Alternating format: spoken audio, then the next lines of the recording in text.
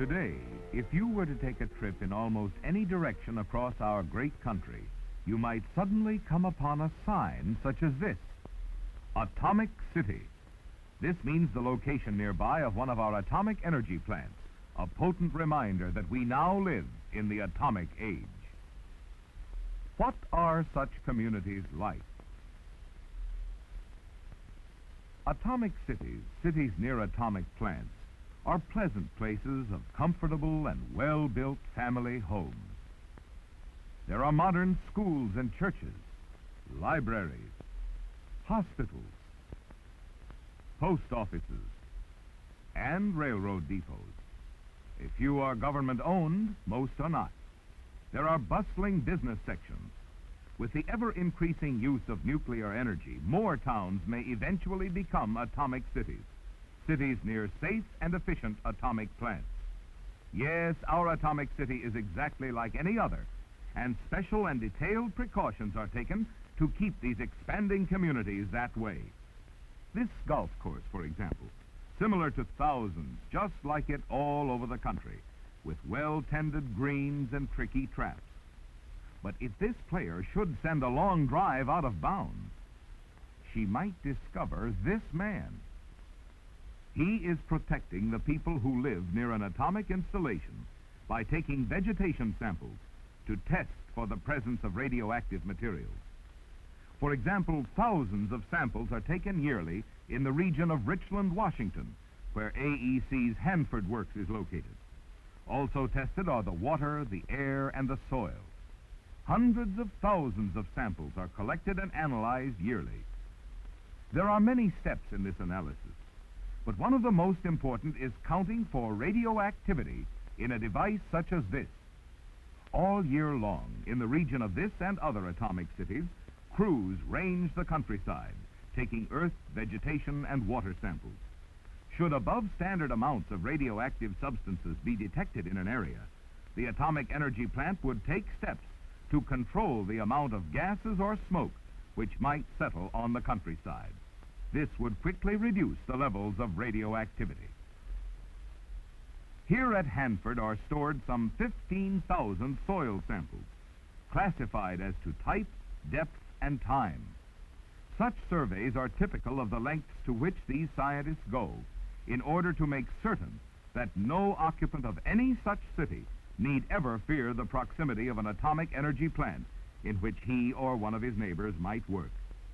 These samples are of great variety. They range from sand, loam, clay, gravel, and many others. Some types of soil retain radioactive materials longer than others. All contain some naturally occurring radioactive elements. Whatever their nature, the amount of radioactivity present will be determined at the laboratory here at Hanford.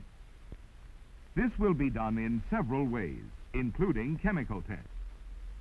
Such work as this goes on year after year with ever-increasing degrees of efficiency as we expand our atomic energy peacetime program. Everywhere in the vicinity of an atomic plant, the amount of radioactivity in the environs will be well sampled. At Hanford, a careful record is kept on a map. Ever stop to think that the breeze which rustles the flowers and trees and carries the scent of spring, the warmth of summer, and the spice of winter could be radioactive?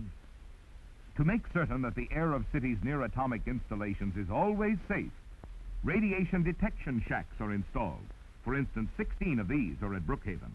On the roof are Geiger counters and ionization chambers, which actuate the equipment inside the building. This instrument registers radiation. Here is a continuous flow dust monitor. This register panel records the data fed it by the automatic instruments. Such equipment makes it necessary to visit this shack only once weekly to collect the information. This camera takes a picture every 6 minutes and so produces a continuous record. But suppose you are a worker in an atomic energy plant located near one of these atomic cities. This is you coming home to your family. Aside from the usual safety precautions, what steps are taken to protect you at work?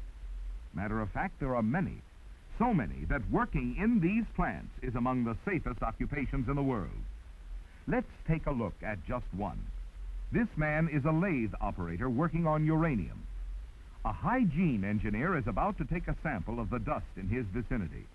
The instrument he is using is called a cascade impactor.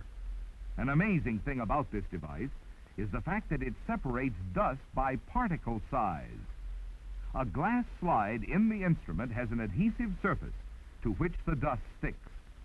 Such samples are taken at regular intervals in all places where there is any chance that the dust in the air may be radioactive. Now comes the analysis of the dust. This is the first step in an elaborate survey which will determine the amount of radiation in the sample. The technician removes the glass slide with the dust clinging to the adhesive and places it in a radiation counter. By reading the dials on this machine, the engineer can accurately gauge the amount of radiation in the dust being breathed in by the machine operator. Should an excessive amount of radiation register, steps to control it would be taken immediately.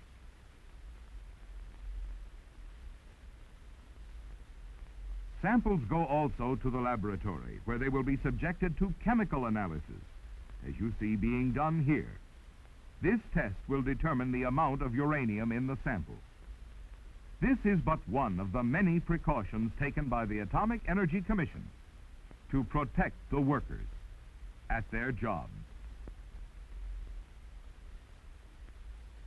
But there is another problem facing the people of our atomic cities, a problem which is calling for the best efforts of our scientists. That is the matter of waste disposal.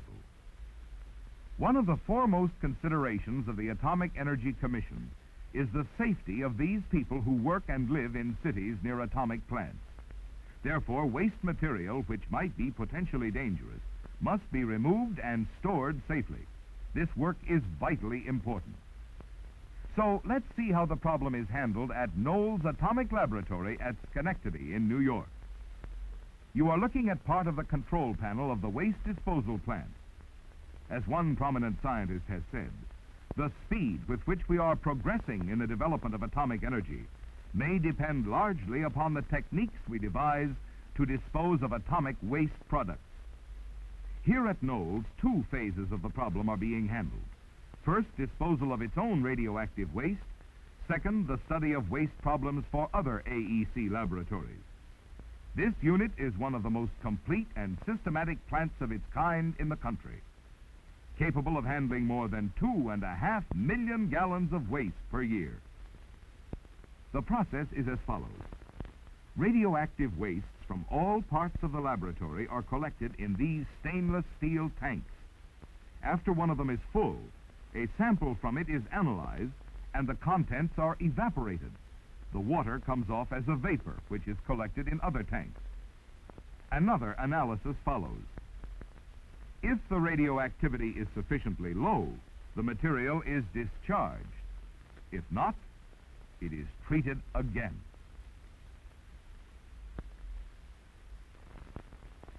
This man is monitoring the cell door through which some waste material is about to emerge. By this time, the residue from the steel settling tanks has been pumped into vacuum dryer cells. In this condition, the material can be removed and disposed of. The drum dryer cell has concrete shielded walls and a lead and steel access door. The waste in casks will be removed by means of a small, remotely controlled railroad cart. The heavy door slowly opens, and the area is carefully monitored for safety purposes. Should there be too much radiation for safety, the door would be closed immediately. The heavy metal door is locked in place hydraulically. And now the cart containing the shielded casks with their burden of radioactive waste can be brought out on the floor. The contents of these two casks are the small residue from thousands of gallons of once highly radioactive waste. Now it has been concentrated to a point where the problem of disposal becomes much easier. It will be hoisted on this overhead crane to the balcony, put on a hand truck, and then taken away for storage or burial. It is a fact that the tempo of work and research in the atomic energy field in the future may be geared somewhat to the speed with which laboratories and installations are able to develop safe and sure processes to rid themselves of the potentially dangerous waste materials created by the very nature of the work. The problem is an international one, as atomic energy work spreads to other nations. Peacetime atomic energy has already brought the world great benefits in the field of medicine, agriculture, biology, industry, and many others, and it will bring more. It will protect your health, improve your food, bring you less costly living products, and a greater measure of leisure and security. It will do this partially through the development of power, tremendous power released by the tiny invisible atom. This will be especially important in the power-starved areas in the world where routine fuels are scarce and expensive. And now the waste material is on its way to final disposal. Yes, on your travels across the continent, you may pass through several atomic cities. Some are large, some are small. But they are all good cities to live in which to raise your family, make friends, and enjoy a full life. Atomic cities, cities near atomic laboratories, will become more numerous as nuclear energy work expands, as we continue to travel into the atomic age. So continue your journey across the country. Who knows? Possibly your own community may one day become an atomic city through the magic of the atom.